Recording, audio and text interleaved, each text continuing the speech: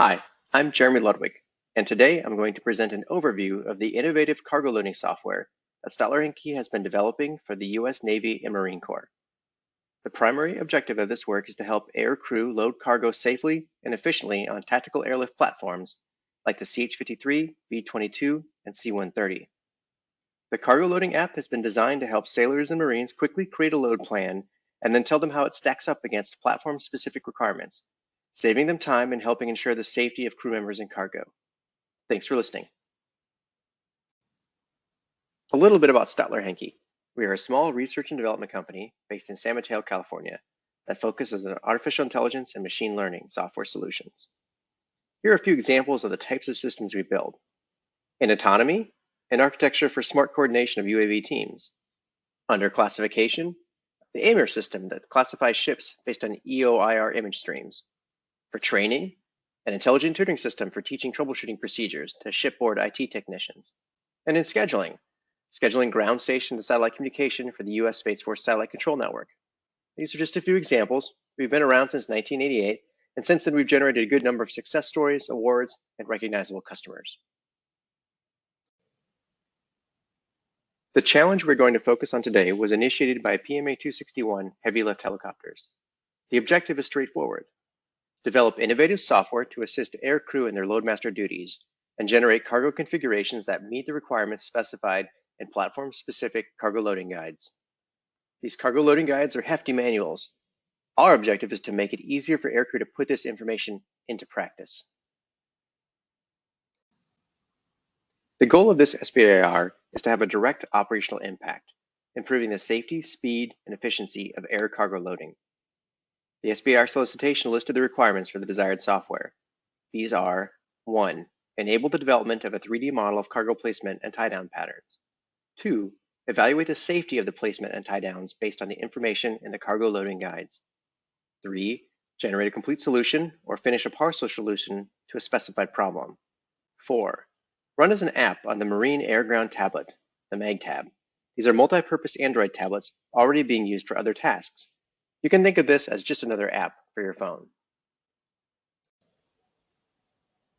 In response to this, Stottler Henke is building the cargo loading app, which runs on an Android tablet or even a phone and enables aircrew to create 3D models of cargo placement and tie-down patterns on 4 tactical airlift platforms, the CH-53E and K, V-22, and C-130J. This image shows an early version of the prototype with 2 JMIC pallets and a wheeled vehicle loaded onto a platform. To create a model like this, the user will add cargo to the cargo management screen, select and move cargo items around on the screen, select a restraint type, for example, a 5,000-pound strap, and then click on a platform tie-down point, followed by a cargo tie-down point to create the restraint. Clicking on any of these items, the cargo, the tie-down points, the restraints, will bring up an information box with specific details. So once you have a model like this created, the software then uses it to automatically verify that platform-specific safety guidelines are met. For example, given a restraint between a platform tie-down point and a vehicle tie-down point, the software calculates the amount of restraint provided in each direction given the various strengths and angles. That is, it does all the math for you, and then reports back how much more is needed to meet minimum safety standards. For example, more forward restraint is needed. These calculations can also take into account rules, such as that more restraint is needed above the suspension, or checking the weight and balances within tolerances. The results of these calculations are shown in the information box for that cargo item. So our goal throughout the app is to make it as easy as possible for the aircrew to perform their tasks. And it is definitely a challenge to move and restrain 3D models on a small screen. But based on feedback from our user evaluation events, it seems like we are on the right track. Here's a quick overview of the project status. Right now, we're in the middle of software development cycles, each of which ends with a user evaluation event. Our goal is to demonstrate TRL6, that's technology demonstrated in a relevant environment, during the final phase 2 evaluation this September.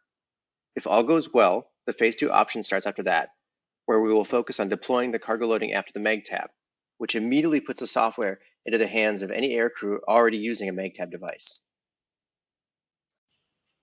This slide highlights 2 main capabilities and resulting benefits of the cargo loading app.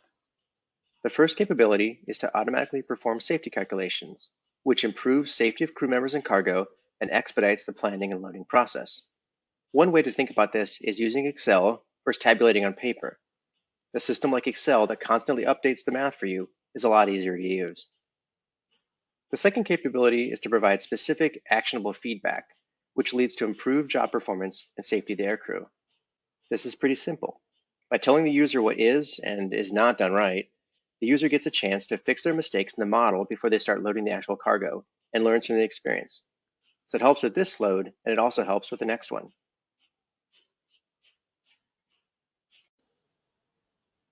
So how do we get the app into operational use? Transitioning from SBIR research into operational use is usually the #1 problem of an SBIR. But in this case, there's a clear and cost-effective technical transition path as an app for existing MagTab devices. All we need to do is build a good app and follow the integration guidelines, and the rest is taken care of. Toward this, we've already made good progress on the MagTab approval process. Of course, technology alone doesn't solve problems. While the phase 2 option includes technical transition, it also includes investigation on how to appropriately verify the functionality of the cargo loading app, how to provide training, and how to integrate it into the cargo loading process. All of these are real challenges. So beyond the phase 2, PMA 261, 275, and 207 would all be possible transition advocates to help the cargo loading app overcome these challenges.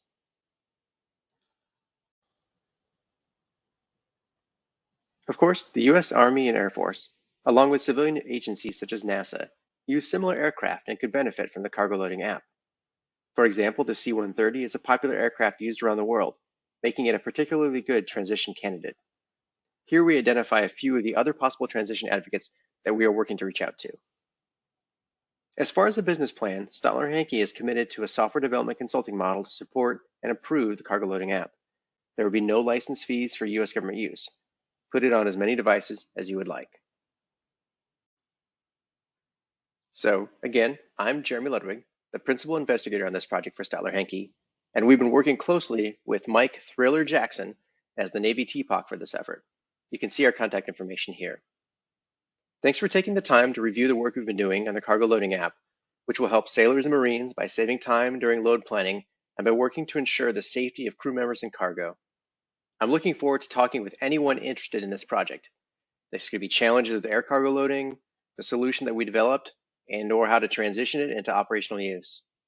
If you're around at Sea Airspace, come flag me down in the Navy STP exhibit.